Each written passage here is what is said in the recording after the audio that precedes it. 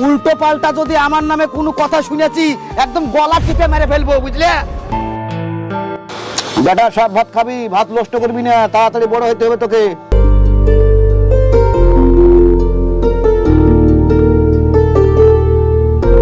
ফসকা বাবা, পেটে টানা পানি পড়েনি, বেলা 12টা বাজে গেল বাবা, দুটো ভাত দে বাবা, খাই পাচ্ছি। শোনো আব্বা, তোমার বৌমা আজ ভাত রান্না করেছে, তাতে আমাদেরই হচ্ছে না, তাহলে তোমাকে কোথা থেকে ভাত দিব আমি? কদিন থেকে কিছু খাতে দিসনি বাপ, তাহলে কি আমি না খেয়ে থাকবো? আল্লাহ মরণ করেন না। মা, আমি আর ভাত খাবো না, আমার পেট ভরে গেছে। খাওয়ার সময় কেউ নজর দিলে কি আর খাইতে পারে?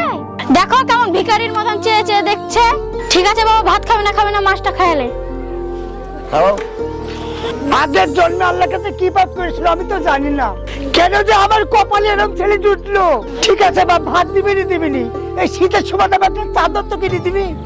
আমাকে খুব ঠান্ডা লাগে জানিস বা। তোমাকে ঠান্ডা লাগাতে আমি কি করব? একটা চাদর কিনে দেবে রে বাবা, আমি মনে শীতের বাঁচবো না। আমি কি তোমার একটাই ছেলে নাকি যে সব কথা তুমি আমাকে বলবা? আরো তো তোমার দুটো ছেলে আছে, তাদেরকে কি কিছু বলো? দেখো আব্বা, বেশি আমাকে জ্বালা হয় না, এখান থেকে যাও তো তুমি। শুন ফটকা, তোকে একটা ছেলে দিয়েছে, ওই এক মুঠ ভাতের লিগে আমাকে যেমনি কাটাচ্ছি, তোকে একদিন কাটতে হবে। শুন ফটকা, এই বিচারটা কেউ না করে, উপরওয়ালা একদিন করবে। দেখো আব্বা, আমার কানের গুড়ি অত ভ্যান ভ্যান ভ্যান ভ্যান করো না, ঠিক আছে? এখান থেকে যাও তো তুমি, যাও। অজানে একটাই ছেলে আমি, আর যেন ছেলে নাই। আরে আমি কে?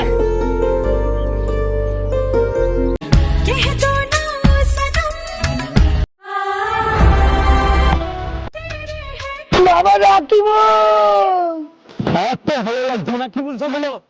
জানি বাবা রাখিব, তোর ভাইয়ের কাছে ভাত আমাকে দিল না, শুধু বকা দেওয়া করলো, আমাকে ভাত দিল না। দেখো আব্বা, ওই বড় ভাই ঝামেলার মধ্যে আমাকে টানবা না। এই শীতের সময় তো একটা ছোটের বস্তায় থাকে, খুব ঠান্ডা লাগে বাবা।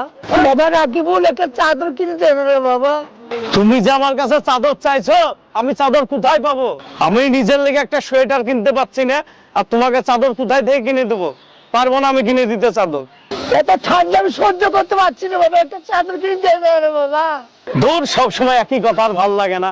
আমার বন্ধুর বাপ আমার বন্ধুকে আইফোন কিনে দিয়েছে, আর তুমি আমার বাপ হয়ে আমাকে কি কিনে দিয়েছো? দূর, এই শালা আপদটা মরেও না।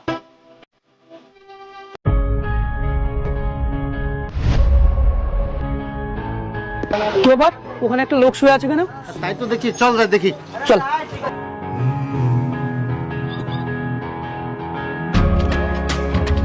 আনছি। ঠিক আছে, যান।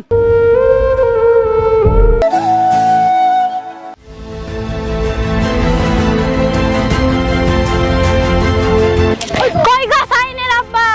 তোমার আবার কি হলো? গরুর মতন হাম্বা হাম্বা করছো কেন? কই গো শুনছো, একটা সাংবাদিক এসেছে তোমার বাপকে নিয়ে ভিডিও করছে ফেসবুকে ছাড়ার লাগে। কি বললে তুমি? শালা সাংবাদিকের এত সাহস আমার বাপকে ভিডিও করে? চলো তো দেখি, চলো তো, চলো চলো চলো চলো দেখি, চলো তো। ওর কতখানি সাহস আমার বাপের ভিডিও করছে। দর্শক বিন্দু, আপনারা এই ভিডিওটা দেখে পরিষ্কার বুঝতে পারছেন যে তার পরিবারের লোকজন এই বয়স্ক মানুষটাকে স্বেচ্ছায় এখানে ফেলে রেখেছে। তাই বলছি, এই বয়স্ক মানুষটার জন্য আপনারা সবাই সহযোগিতার হাত বাড়িয়ে দিবেন। আরে সাংবাদিক, আমার বাপের ভিডিও করছো কেন তুমি? আপনি পরিষ্কার করে বলুন, এই বৃদ্ধ লোকটা আপনার কে হয়? এই বৃদ্ধ লোকটা আমার বাবা হয়। কেন, কি হয়েছে?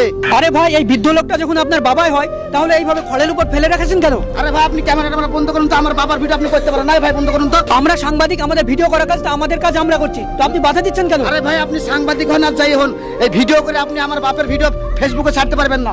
বন্ধ করুন তো। আরে থামুন না। আরে ভাই, কি হয়েছে? আমার শ্বশুর মশাইয়ের ভিডিও করার আপনার কোনো অধিকার না, আপনি এখান থেকে যান তো। আরে ভাই, আরে আমাদের কাজে বাধা দেন না। এই ভিডিও আজকে ফেসবুকে ছাড়বো, ভাইরাল করে তারপরে আমার দম। আরে তুই যা করবি করগা, যা। তুই মিডিয়াতে ছাড়বি, ফেসবুকে ছাড়বি, ইউটিউবে ছাড়বি। রে ক্যামেরা বন্ধ করে। আরে ছাড়বো, দাঁড়া। তোর বাবার ভিডিওটা ফেসবুকে আপলোড করে ভাইরাল করে তোদের আজকে মজা দেখাবো। দাঁড়া দাঁড়া দাঁড়া।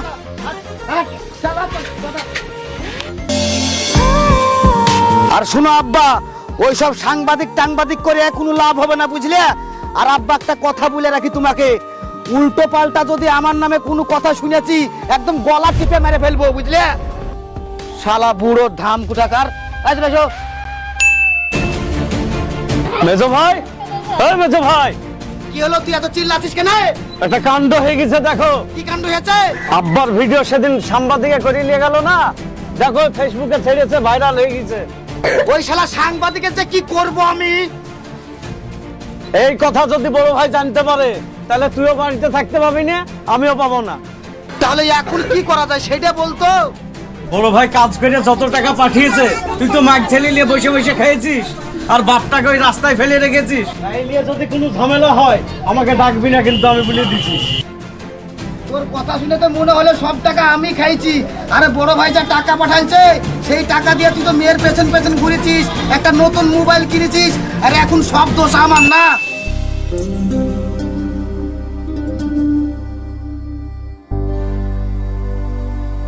আব্বা, ও আব্বা, সত্যি তো আব্বু, দাদু কোথায়? দাদুকে তো আমিও দেখতে পাচ্ছি না।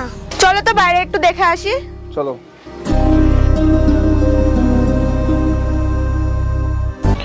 ওই তো আব্বু ওখানে শুয়ে।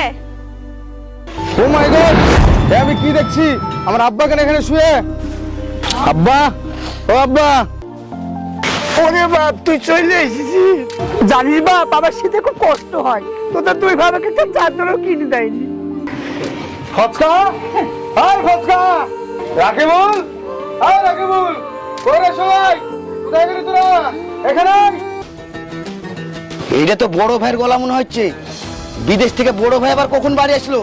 এই মরেছে, যাই দেখি। আরে শালা, তো বড় ভাইয়ের গলা। আরে বড় ভাই কখন এলো? আরে আল্লাহ।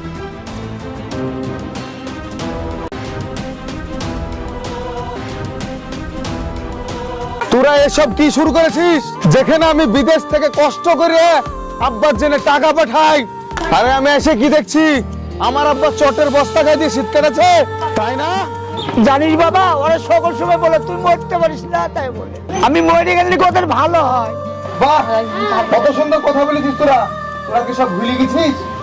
এই বৃদ্ধ আব্বা নিজে না খেয়ে কষ্ট করে আমাদের তিন ভাইকে মানুষ করেছে, আর তোদের যোগ্যতা হয়নি এই বৃদ্ধ আব্বাটাকে একটা চাদর কিনে দেওয়া? আরে এটা তোদের বাপ রে।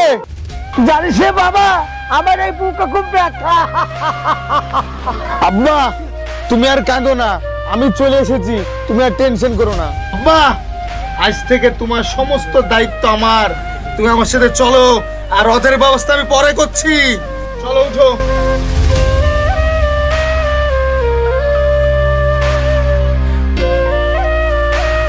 শুন রাকিবুল, বড় ভাই যে রাগা রাগিয়াছে, আমাদের দুই ভাইকে সাইজ করবে ধরেলে, তার আগে চল আমরা কেরালায় কাজে পেলে যাই। যাবি তো? চল।